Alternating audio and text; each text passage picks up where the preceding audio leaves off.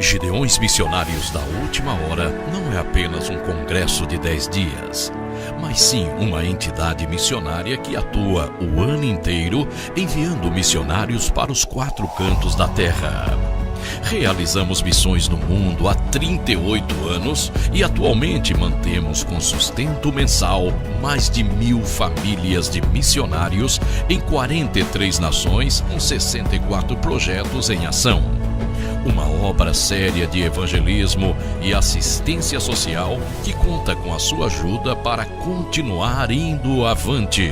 Una-se a nós. Seja você também um Gideão contribuinte.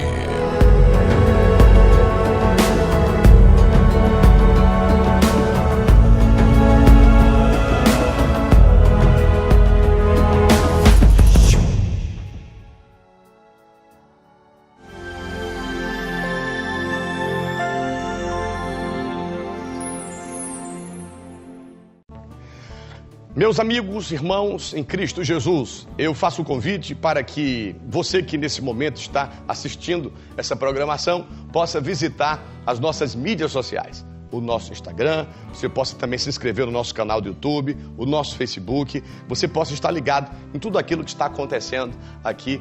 Hoje em dia o Brasil e o mundo fica bem perto, né? Através das redes sociais, através da internet, nós podemos estar juntos e sentindo o avivamento que acontece aqui no Ceará, você sentindo aí no sul do Brasil, você sentindo no exterior, e nós podemos estar mais juntos. Então, participa conosco, se envolva na obra e não esqueça, nós somos Igreja do Senhor Jesus e nós somos pentecostais até o final. Fica na paz. Seja um cristão, mas preparado para expressar a sua fé.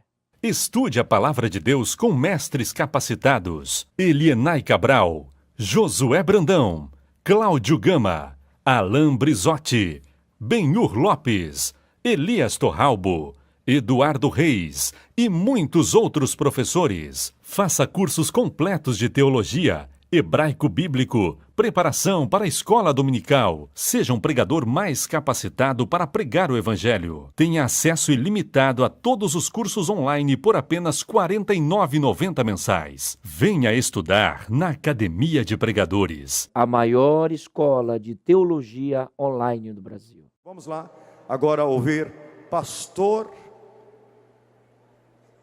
Eliseu Rodrigues, grande homem de Deus. Poderia ser recebido com glória a Deus, com aleluia, com grande aplauso também. Esses homens que Deus escolheu na terra para fazer a diferença. Que Deus te abençoe, meu filho. Que Deus te use como sempre tem te usado por aí. E outro, esse negocinho, não vou falar porque o pastor Reuel não gosta. Não, o que Deus te mandou falar, fala tudo. Tá bom? Se for para apanhar todo mundo, eu apanho também. Se Deus mandou, que eu prefiro apanhar de Deus do que dar um abraço no diabo. É verdade. Eu prefiro levar um açoitezinho de Deus na mensagem do que ganhar um agarrão do diabo e o diabo dizer, estou me agradando de ti. Você vai agradar não. Quero que Deus me puxe a atenção todo dia dizendo, entra por aqui, esse é o caminho certo. Vamos ouvir então a palavra, querido. Ele é o pregador oficial desta manhã, pastor Eliseu. Então, o senhor vai pregar no mínimo 45 minutos. Tá bom, querido? Deus te abençoe. Povo de Deus, paz do Senhor Jesus. Abra, por favor, a sua Bíblia. Evangelho segundo escreveu João, capítulo de número 17.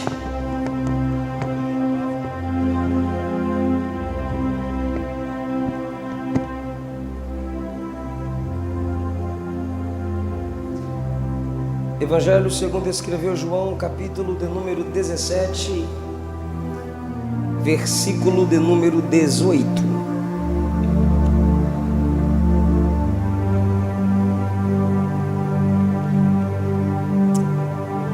Se podemos ler, digam amém.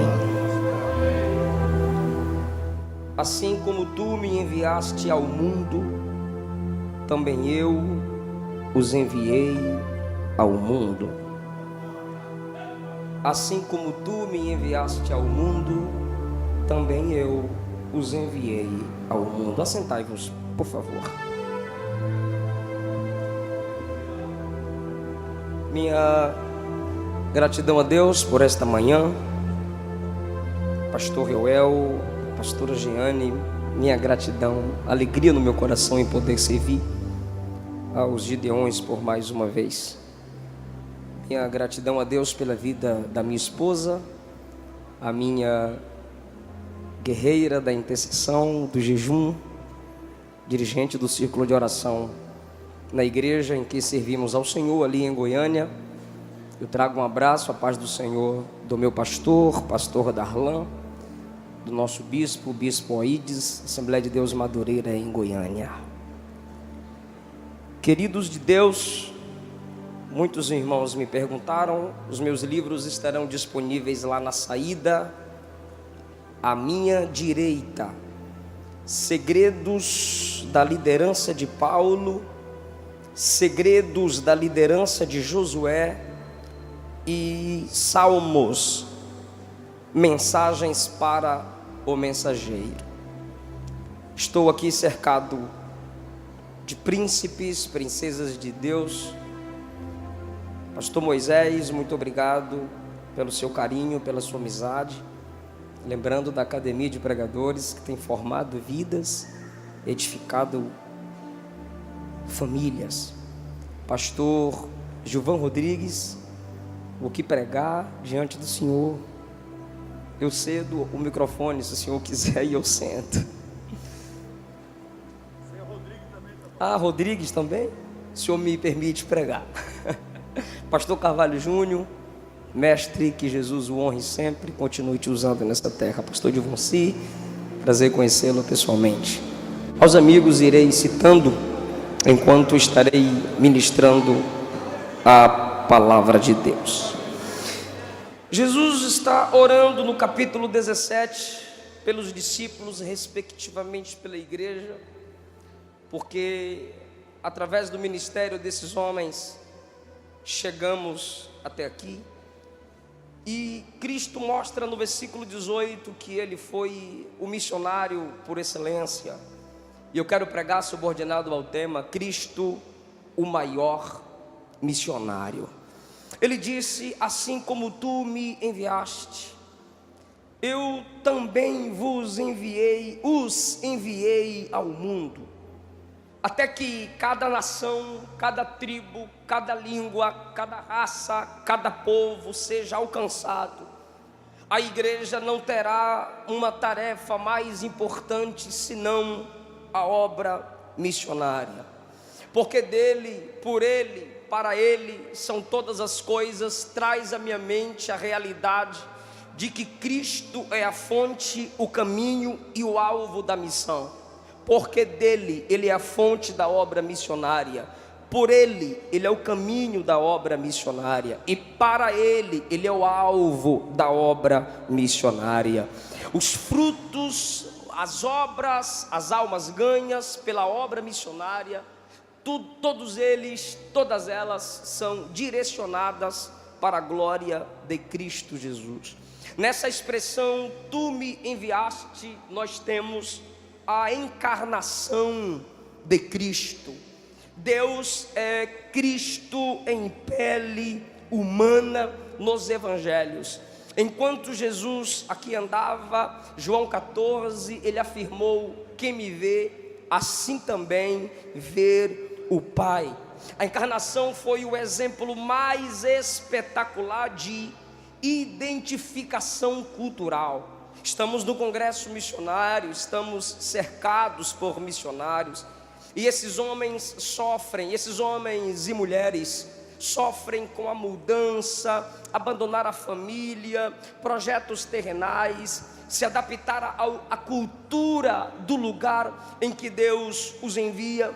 E Jesus é o maior exemplo disso. Ele não permaneceu na segura imunidade do céu, distante do pecado e do pecador. Não, ele desceu e se aproximou de nós. Ele entrou em nossa vida, ele se esvaziou da sua glória. A encarnação foi a total identificação do amor. Jesus, o maior missionário, é o nosso maior exemplo. Todo crente precisa entender que ele tem um ministério. Muitos de nós falamos que não pregamos o evangelho porque não é nosso dom. Na verdade, pregar o evangelho não é questão de dom, é questão de obediência. Porque Paulo escreveu que o Senhor nos deu o ministério da reconciliação. Então Jesus disse: assim como tu me enviaste, eu os enviei. Ele está dizendo: eu sou o modelo, assim como tu me enviaste, eu os enviei. Pai, nós nos entregamos pela obra missionária. Pai, nós aqui na terra cumprimos o nosso papel. No capítulo de número 17, a partir do versículo 1, Jesus diz: Pai, glorifica o teu filho, para que também o teu filho te glorifique. Sempre que Jesus usa essa expressão enviado, sempre que Jesus usa essa expressão filho, lembra-nos a sua humildade. Mas daqui a pouco a gente chega aqui. Jesus é o nosso modelo. Efésios 5, Paulo disse: sede, pois, imitadores de Deus, como filhos amados, andar em amor, como Cristo se entregou. Aos Coríntios ele disse: me imitem, porque eu sou imitador de Cristo. O modelo maior da igreja é Jesus. Algumas pessoas se entristecem, desviam, abrem mão de cargos e vai lá para o covil dos covardes Facebook, postar e criticar a igreja, criticar homens. E alguém já até disse: eu quero me desbatizar porque tem muita gente pecadora na igreja. Irmão, a igreja é sim problemática. Na igreja temos sim problemas. Por quê? Porque nela congregam pessoas como eu, como você. Mas apesar de seus problemas, a igreja é a única organização que representa Deus na terra. É o único organismo que pode levar o homem a Cristo. Então, ao invés de olharmos homens falhos, falíveis, fáceis de tropeçar, o nosso modelo é Jesus. Mas como olhar para Jesus sem ler Bíblia? Como olhar para Jesus sem ouvir a pregação da palavra? Mas nessa mensagem missionária eu quero trazer-lhes os exemplos do maior missionário de todos os tempos. Em primeiro lugar, Jesus tinha um evangelho urbano. Jesus não se prendeu a catedrais, Jesus não se prendia a sinagogas, Jesus não se prendia ao templo. Certa feita Jesus havia acabado de anunciar a queda do templo, e os discípulos lhes disseram: Senhor, olha a beleza de tudo isso. Tendo Jesus saído do templo, eles o convidam para admirar, para falar de pedras, para falar de prédios. E Jesus diz que tudo aquilo se desfaria, porque o evangelho de Jesus não é um evangelho templocêntrico. A igreja da última hora, que se diz missionária, você faz uma pergunta: por que você está ensaiando essa música? Porque eu vou cantar. Aonde? Na igreja. Por que você está juntando essas roupas para o bazar? De onde? Da igreja, prédio. Por que você está lendo Bíblia, meu amor? Milagre. É para pregar, amor. Aonde? Na igreja. Tudo é na igreja. A Bíblia está acorrentada à escola dominical. A Bíblia está acorrentada ao vamos agora fazer a leitura oficial. Aí alguns crentes ficam em pé, quando acaba o culto já esqueceu a leitura oficial. Por quê? Porque a chamada reverência é para ficar em pé só na hora da leitura. Mas o evangelho urbano não é aquele que Deus me toca aqui, é aquele que eu toco Deus no evangelismo lá fora. É aquele que eu encarno a Bíblia do lado de fora. Jesus passando pela rua chamou Mateus. Jesus passando pela praia chamou Pedro, Tiago, João. Jesus passando pela rua chamou Zaqueu. Jesus passando pela rua curou a mulher que tinha fluxo de sangue. Por quê? Porque o seu evangelho era urbano.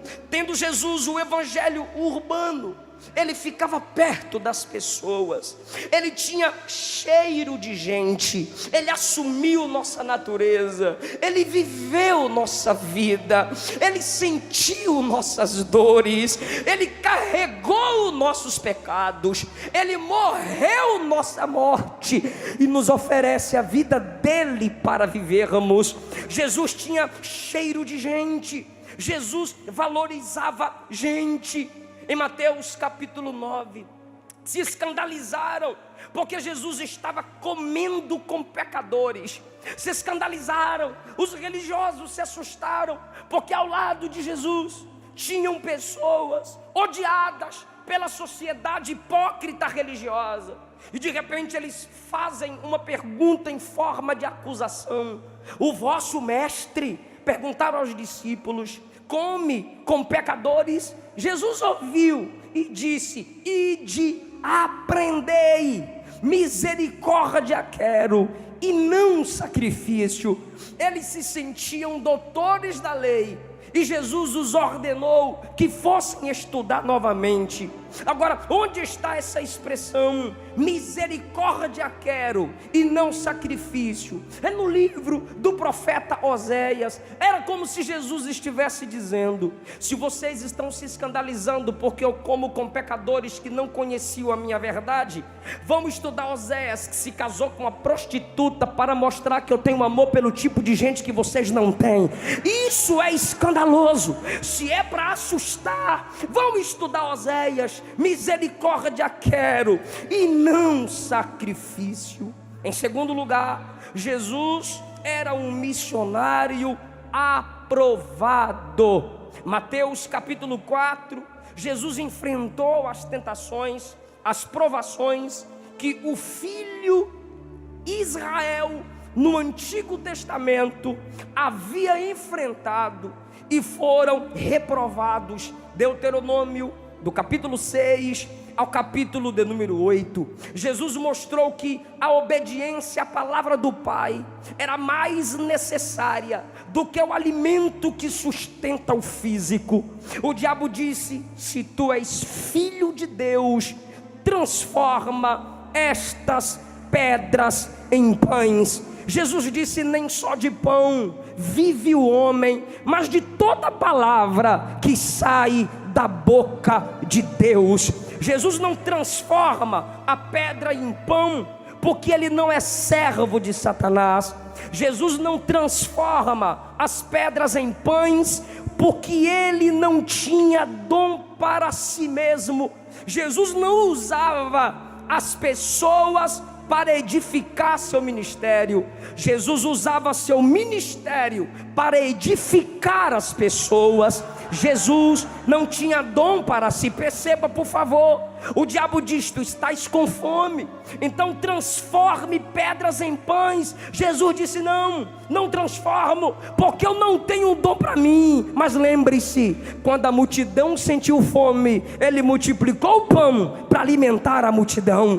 Porque missionário não tem dom para si. Quantas vezes você precisa de um abraço, você precisa ouvir uma palavra de encorajamento, você precisa ouvir uma canção, missionário, e alguém olha para você e diz: me abraça. É você que está precisando e alguém te pede um abraço. Você precisa de uma palavra e alguém precisa de uma palavra sua. Você precisa ouvir uma canção e alguém diz: canta para mim. O que é isso, pastor? É obra missionária. Ninguém tem dom para si mesmo, mas assim diz a palavra. Eu creio no contexto de Mateus 4. Assim como Deus tem te usado para abençoar alguém, Deus vai usar alguém para abençoar você, para acreditar em você, para sarar seu coração ferido pelas agruras da vida.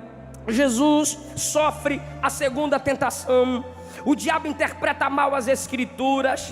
Ele diz: lança-te daqui abaixo, porque está escrito: aos seus anjos dará ordem ao teu respeito, para te guardar, para que você não tropece o teu pé em pedra. Irmão, nesse momento a tentação é: obrigue Deus a te proteger, obrigue Deus a te servir. E essa geração do determinismo, eu determino, eu declaro, essa geração que vai orar e de Jesus, a lista já está pronta, eu quero isso, agora o Senhor assina embaixo, está caindo na tentação do diabo. Deus não é obrigado a nada. A verdadeira fé não é aquela que vem com a lista pronta. A verdadeira fé vem com a folha em branco, diz preenche que eu assino embaixo.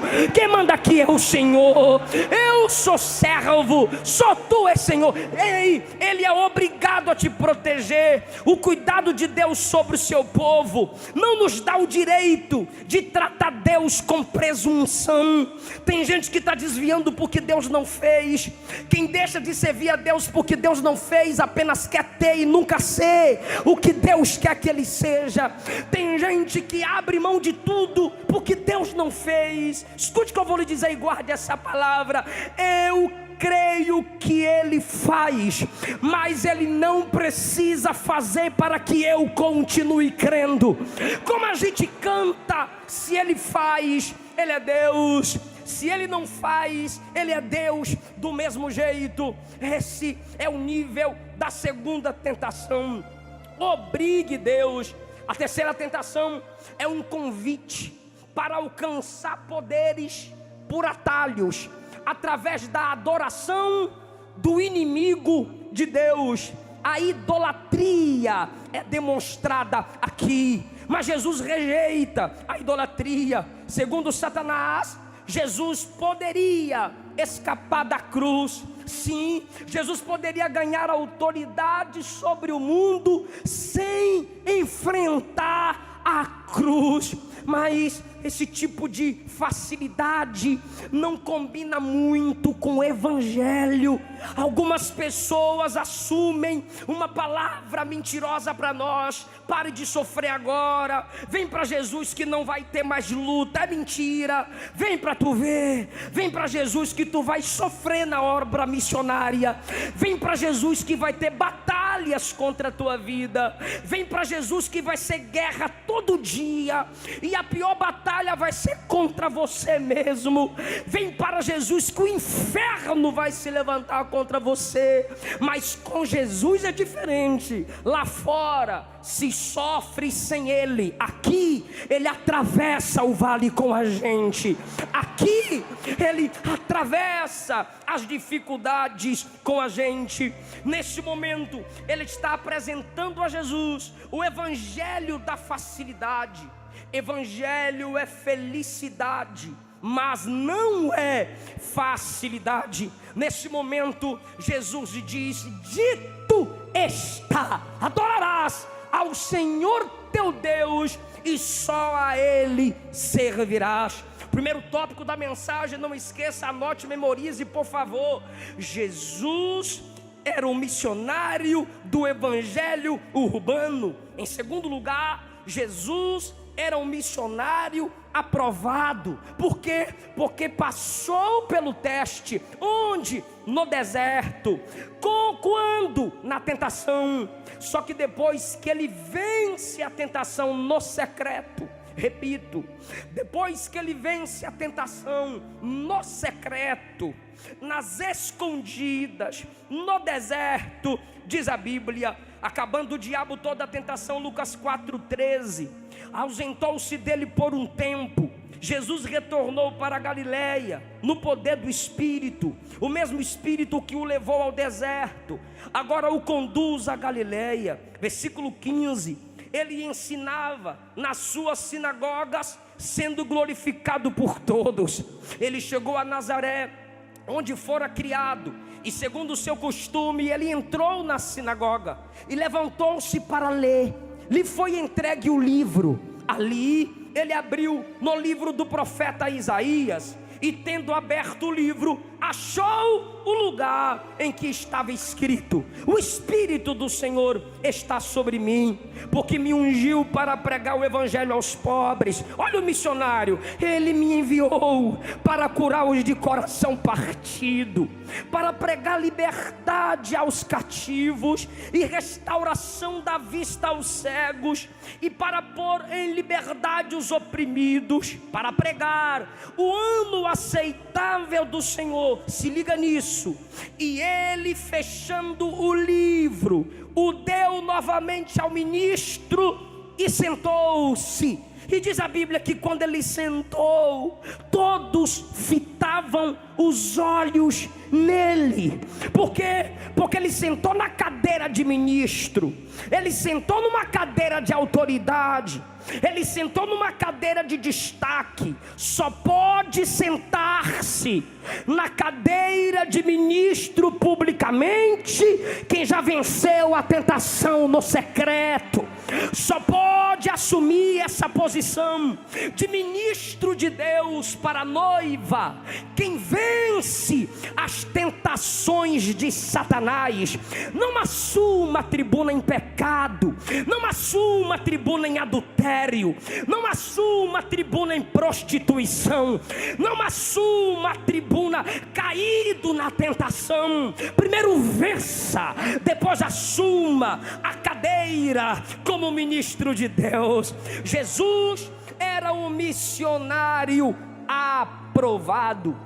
Em terceiro lugar, Jesus era um missionário que pregava o evangelho da paternidade. Jesus pregava o evangelho da paternidade. Ninguém ousava chamar Deus de Pai. Jesus veio e o chamou de Pai, o apresentou como Pai. Em Mateus capítulo 3, o Pai disse: esse é o meu filho amado. Põe um pouquinho de retorno para mim aqui, se possível. Isso, deixa assim, por favor. No Evangelho segundo escreveu João, Jesus revela o Evangelho da paternidade. No capítulo 2, ele disse: essa é a casa de meu Pai. No capítulo de número 4, ele disse: o Pai é Espírito. No capítulo de número 11, ele ora dizendo: Pai, eu sei que tu sempre me ouves. No capítulo de número 12, ele disse: Pai, glorifica o teu nome. No capítulo de número 14, ele disse: não se turbe o vosso coração, crede em Deus, crede também em mim. Na casa de meu Pai há muitas moradas. No capítulo de número 15, ele disse: eu sou a videira verdadeira, meu Pai é o lavrador. No capítulo 16, ele disse: eu rogarei ao Pai, e Ele vos enviará o outro Consolador. No capítulo 17, ele disse: eu vim do Pai para o mundo e saio do mundo para o Pai. No capítulo de número 20, no dia da ressurreição, ele disse à mulher: não me toques, eu ainda não subi para o meu Pai. Jesus apresentou o evangelho da paternidade.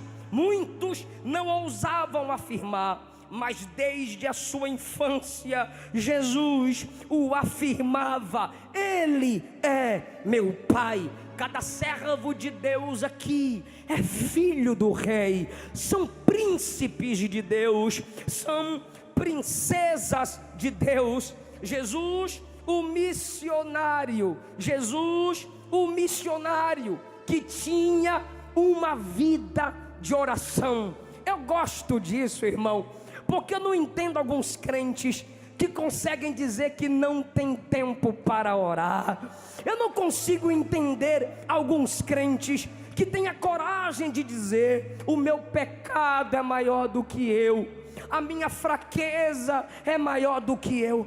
Para de graça, arranca a máscara e diga: eu não oro, porque não há pecado, não há fraqueza que não seja destruído pelo poder da oração. Pastor, mas eu me sinto fraco para orar. Não, querida, se joga diante dele em oração. Não, querido, mesmo fraco, cai de joelhos e fala que está fraco. Você é filha, você é filho. Cai de joelho e fala: me ajuda, eu estou prestes a cair, me ajuda, eu estou quase desviando. Um crente fraco de joelho é mais forte do que 1000 demônios de pé. Você precisa acreditar no poder da oração. Eu gosto de pregar com Bíblia aberta. Se eu tivesse a classe do pastor Rafael Belo, o capítulo de número 3, quando Jesus saiu das águas, versículo de número 21, quando todo o povo fora batizado, aconteceu que Jesus também foi batizado. Eu quero ouvir um glória agora. E orando, o céu se abriu e o Espírito desceu. O céu só se abrirá para quem abre a alma em oração a Deus. A oração é a única ponte que conecta nossa fraqueza com o poder de Deus. A oração é a única ponte que conecta nossa necessidade com a providência de Deus. O céu se abriu porque Jesus orou. No capítulo de número 5, versículo de número 15, a sua fama porém se propagava e grandes multidões se ajuntavam para ouvi-lo. Eu sei que é chato, mas fala comigo: grandes multidões. Para de graça, grandes multidões se ajuntavam para ouvi-lo. Qual é o missionário que não quer ter uma multidão para pregar? Qual pregador não quer ter uma multidão para ouvi-lo? Eu imagino, se fosse hoje, claro, alguém poderia gritar no meio da multidão: Jesus, cadê você? Eu vim aqui só para te ver. A multidão está lá, reunida para ver Jesus. Agora, olha o que diz o versículo 16: ele porém se retirava para os desertos e orava. Peraí, a multidão está ali para ouvir ele pregar. Ele vira as costas para a multidão e vai orar. Eu imagino Pedro indo atrás dele: Senhor, para de graça, volta aqui. É o que, Pedro? A multidão está aí, olha o povão, eu estou vendo. Tu está indo para onde? Eu estou indo orar. Não, Senhor, prega primeiro, depois ora. Jesus ia dizer: não, Pedro, é o contrário. Primeiro ora, depois prega. Primeiro fala com o Pai, depois fala com os homens. Ninguém está apto para estar de pé diante dos homens se primeiro não ficar de joelhos diante de Deus.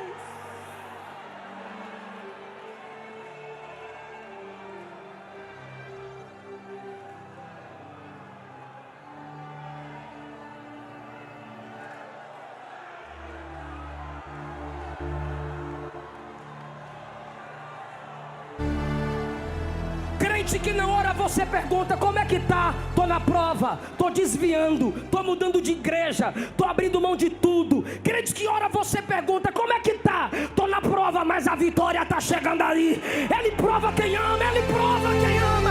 Quem tem intimidade com Deus em oração é um missionário vencedor. Aleluia. Capítulo de número 6, versículo de número 12. E aconteceu que naqueles dias ele subiu ao monte para orar. Tem gente subindo do monte para ver graveto acender. Tem gente subindo do monte para inventar profecia. Tem gente subindo do monte para bater no pobre e pregar para o rico. Tem gente subindo do monte para ir namorar. Jesus ia para o monte para orar, para se reservar, para falar com o papai. Agora escuta isso: passou a noite toda orando. por que o Senhor tem que orar a noite toda? Porque não tive tempo para orar de dia, então vou orar de noite. Pastor, eu não oro porque eu não tenho tempo. Mentira, não ora porque não é prioridade, porque tempo não se tem, se cria. Se oração fosse prioridade, orávamos. Chegamos no culto, se algumas irmãs estiverem de joelho, a gente diz, o culto não começou não, bora roubar o Wi-Fi da igreja. O culto não começou, bora fazer um lanchinho. Por quê? Porque só tem umas irmãs orando. Pastor Ronieri, essa é a fama, porque tem alguns irmãos orando. Culto não começa depois da oração. Quando o primeiro crente está de joelho, o culto já começou. Quando o primeiro crente fala com o papai. Jesus passa a noite inteira orando, porque ele era um missionário que orava. E eu só vou até o capítulo 11, hein?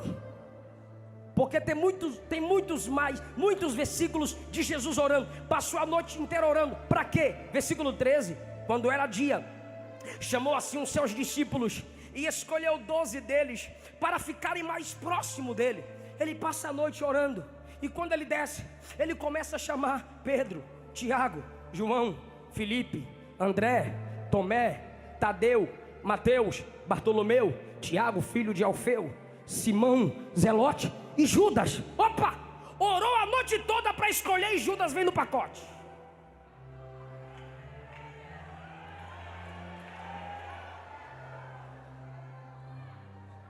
Se Jesus orou a noite toda para escolher e Judas veio no pacote, imagine nós que se empolga com gravata e terno bonito.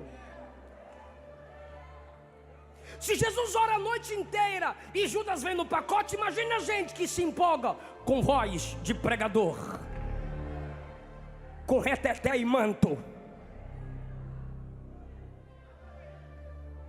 Aí às vezes a gente diz assim, ora, que esse tipo de gente que não presta vai sair da sua vida. Faz o teste. Quanto mais você ora, esse tipo de gente vem. Porque quem ora tem potencial, e potencial só é revelado na necessidade para mudar a vida de alguém. Se não tiver Judas, não há como revelar quem é o traidor e quem é o traído. Agora quem ora é diferente. É melhor ser traído do que trair.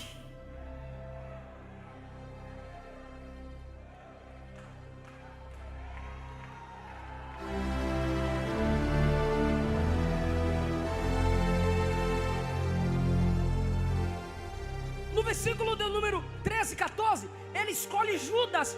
Ele ora para escolher Judas, que o iria maltratar. No versículo 28, ele diz, orai pelo que vos maltratam.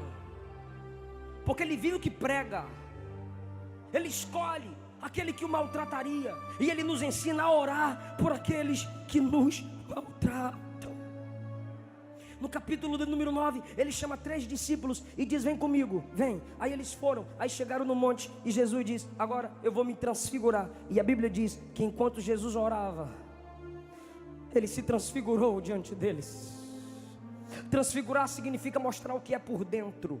Quando Jesus estava mostrando o que é por dentro, suas vestes, diz a Bíblia, quem tem Bíblia vai pegar, quem não tem vai ficar voando. A Bíblia diz que suas vestes ficaram tão alvas, tão brancas, de modo que nenhum branqueador na terra daria conta de deixar vestes tão alvas como aquela.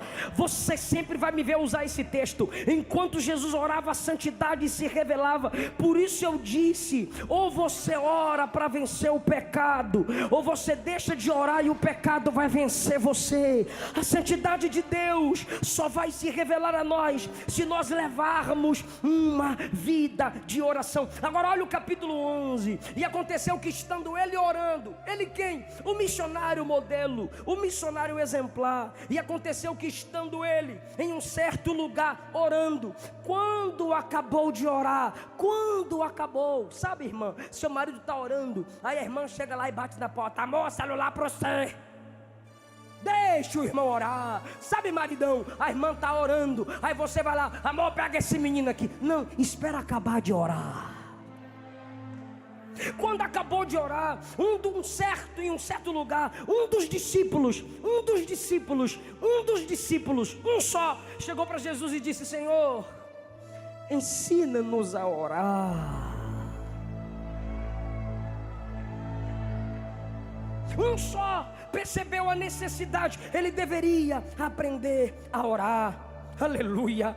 Jesus também era um missionário que valorizava as crianças. Vai doer um pouquinho, mas eu vou falar. Jesus valorizava os pequeninos. Sim, chega Jairo no meio da rua: Senhor, minha filha tem 12 anos, vem comigo e põe a mão nela para que sare e viva. Jesus disse: eu vou com você. Chegou a mulher cananeia: Senhor, tem misericórdia de mim, a minha filha está oprimida. Jesus liberou a palavra, a menina foi curada. Jesus valorizava esse ato de amor de pai, de mãe por filho. Aleluia. Temos um pai prostrado por um filho, temos uma mãe prostrada pela filha. Que preço você está disposto a pagar pelos seus filhos? Aleluia. Os discípulos começaram a discutir quem seria o maior no reino de Deus. Imagina os vão dizendo: o maior será eu, porque eu deito aqui, ó, no peito dele. Aí Pedro diria: eu andei por sobre as águas, onde que tu é maior que eu, rapaz? Aí Judas dizia: eu sou o cabra da confiança, rapaz, eu sou o tesoureiro. André diria: rapaz, é eu que mais trago gente para ele aqui, vocês estão pensando o que, rapaz? Tiago disse: eu sou parente mais próximo, rapaz, nenhum de vocês aqui vai ser maior que eu, não. Quando eles estavam discutindo, chegaram para Jesus e perguntaram: Senhor, quem é o maior no reino? Quem será o maior? Quem vai sentar do seu lado? Olha o que Jesus vai dizer, presta bem atenção, porque a Bíblia você tem que ler com amor. Aí diz a Bíblia: Jesus pegou uma criança, colocou no meio deles e disse: quem não se tornar como uma criança como esta, jamais entrará no meu reino. Olha a expressão, jamais entrará. Os cabras nem tinham entrado, já estavam preocupados quem era o maior.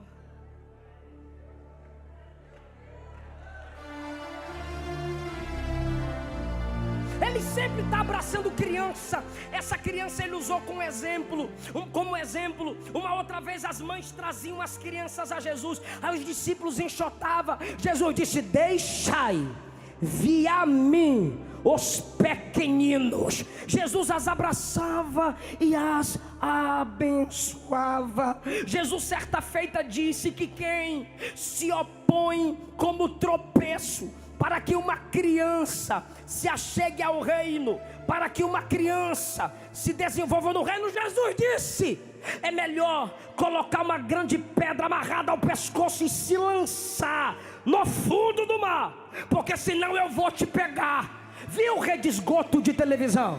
Viu militância gay? Não vem com essa onda de ideologia de gênero.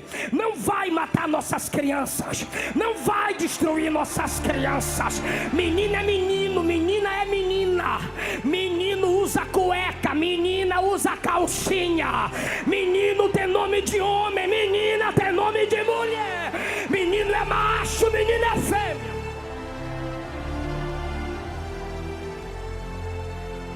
Só que não é a rede esgoto de televisão apenas. Meu amigo pastor Rafael Belo, as crianças estão começando a pregar, pastor Wesley. Eu estava com saudade. Eu comecei a pregar com 5 anos de idade. Com 29 tu quase não está me vendo aí. Imagine eu com 5 anos. Aí colocavam uma cadeira em cima da tribuna e me colocavam em cima da cadeira que estava em cima da tribuna.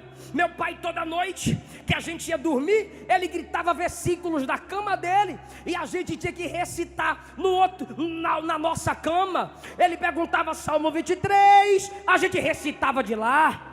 Ele perguntava Mateus 3, a gente recitava de lá. Abraão, Isaac e quem? A gente gritava Jacó. Aí essa geração acostumada de dar iPhone para seus filhos, de viciar seus filhos em videogame, essa geração de pais acostumados em contar historinha de príncipe, princesa e dragão para seus filhos, quando vê criança pregando, quer ir para o Facebook criticar a criança que prega, quer ir para o Instagram criticar a criança que prega. Lugar Lugar de menino é na escola, lugar de menino é brincando, não é no púlpito. Pelo amor de Deus, eu sei que criança tem que brincar, mas você quer anular o propósito de Deus para as nossas crianças? Se é para proibir os meninos de pregar, tira da Bíblia ele conversando com Samuel a noite inteira, tira da Bíblia a menina da casa de Naamã, tira da Bíblia Rod orando pela libertação de Pedro, tira da Bíblia o menino com 5 pães e 2 peixinhos, tira da Bíblia as crianças gritando Hosana, Hosana nas alturas, tira da Bíblia Joel 2:28, e acontecerá que nos últimos dias derramarei do meu espírito sobre toda a carne, vossos filhos e vossas filhas profetizarão. Lava a boca para falar mal das crianças que Deus levanta. Ele usa quem quiser, na hora que quiser, do jeito que Ele quiser. Deixa a criança pregar.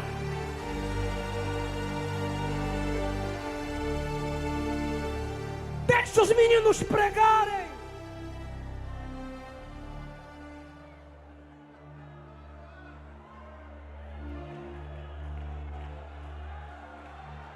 Alguém acredita que Deus levanta criança aqui nesse lugar?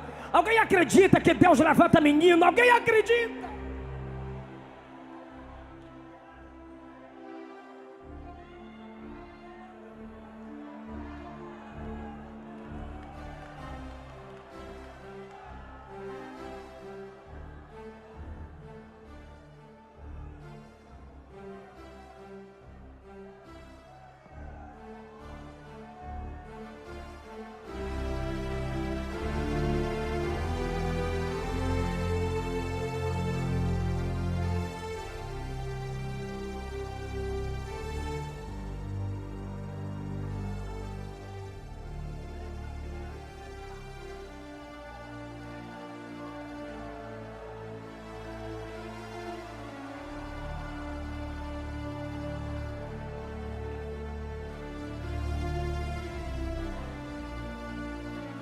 Pode soltar, ela canta aqui. Pode ficar sentado. Pense no missionário por excelência.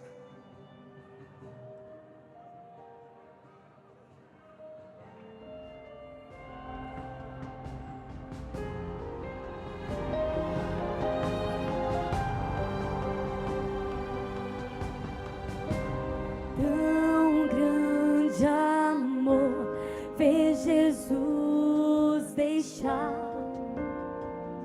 seu reino de glória, trocando assim o lugar de rei pelo lugar de servo. Não se exaltou, mesmo sendo Deus, não foi servido, mas veio servir. Não desprezou, mas foi desprezado por quem Ele amou. Sendo assim, Ele não desistiu. Sabe de quê? Da sua missão. Olha o que Ele fez. Os enfermos curou, mortos ressuscitarão ao estender tuas mãos.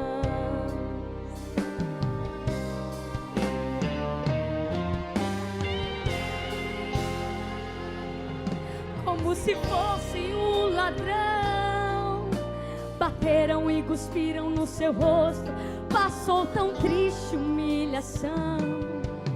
Colocaram-lhe uma coroa de espinhos e rasgaram suas vestes, maltrataram nosso mestre e lhe bateram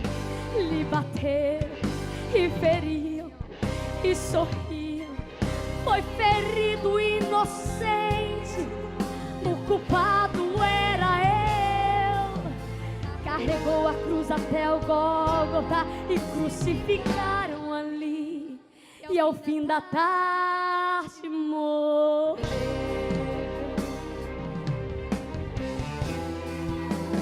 Quem era eu? O que sou eu pra merecer tanto amor? Sendo eu pecador, Ele sentiu por mim grande compaixão.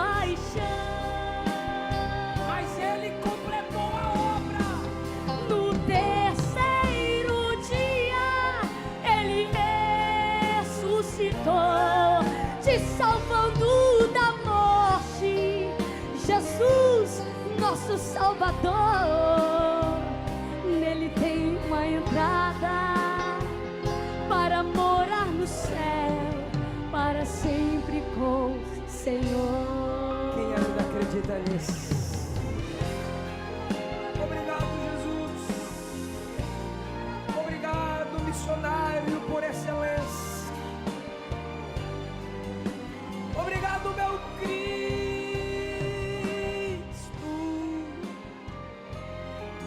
Te louvamos.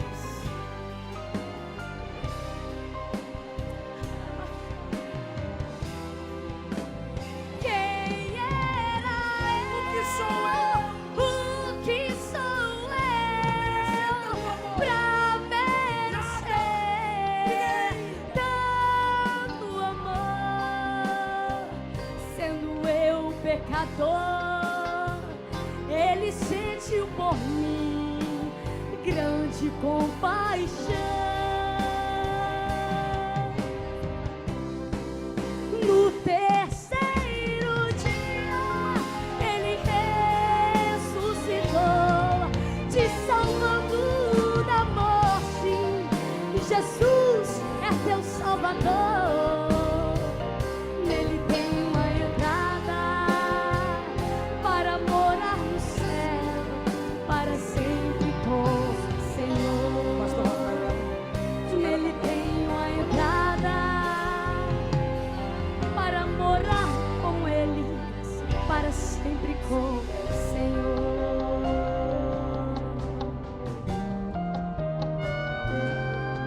Para sempre com o Senhor.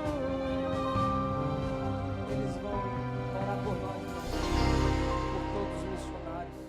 Por favor, pastor.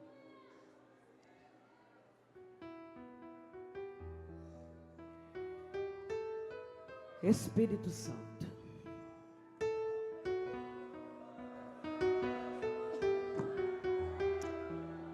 Senhor, eu acredito que seja esse o teu clamor para a igreja. Precisamos voltar à oração. Precisamos voltar à comunhão. Precisamos voltar a ter as revelações nos joelhos, no secreto. Quantos de nós esquecemos o quanto é necessário, é importante, é crucial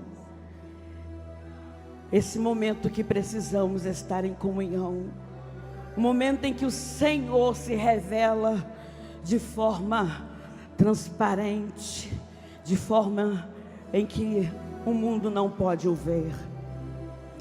O Senhor tem nos dado este ensinamento exemplificado como o missionário.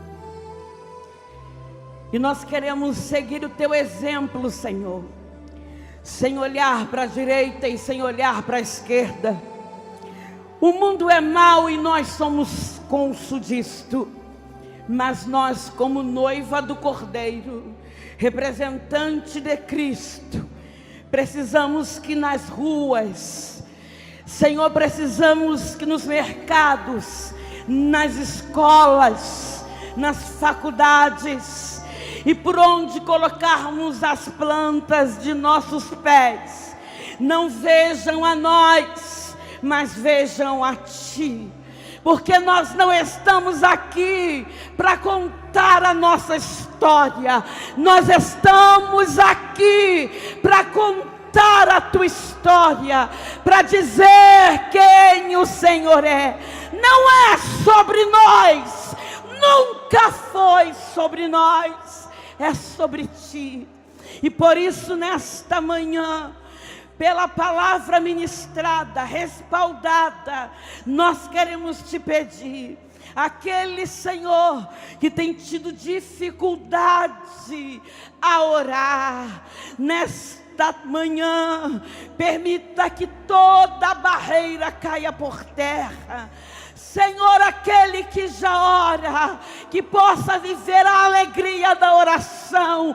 Ah, Senhor, como é maravilhoso passar um dia de conversa contigo, um dia de alegria, um dia de comunhão, um dia em que o Senhor pode nos contar coisas inefáveis, coisas inigualáveis, coisas que, Pai, o mundo não entenderia. Mas estamos aqui, Senhor, apresentando as nossas vidas, representando a igreja, em tudo que ouvimos nesta manhã. Queremos Te dizer, nos use nossas vidas, que possamos, Senhor, ser o que o Teu coração deseja. Não a nós, mas a Ti toda a glória. Não a nossa história, mas a Tua história. O maior missionário, o exemplo da igreja. Nós queremos nesta manhã Te exaltar por tudo. Obrigada, Pai. Obrigada, Senhor, no nome de Cristo Jesus. Obrigado. Desde eu sentar, meus irmãos, muito obrigado. Eu agradeço essa rica oportunidade. Estaremos lá fora com o nosso material.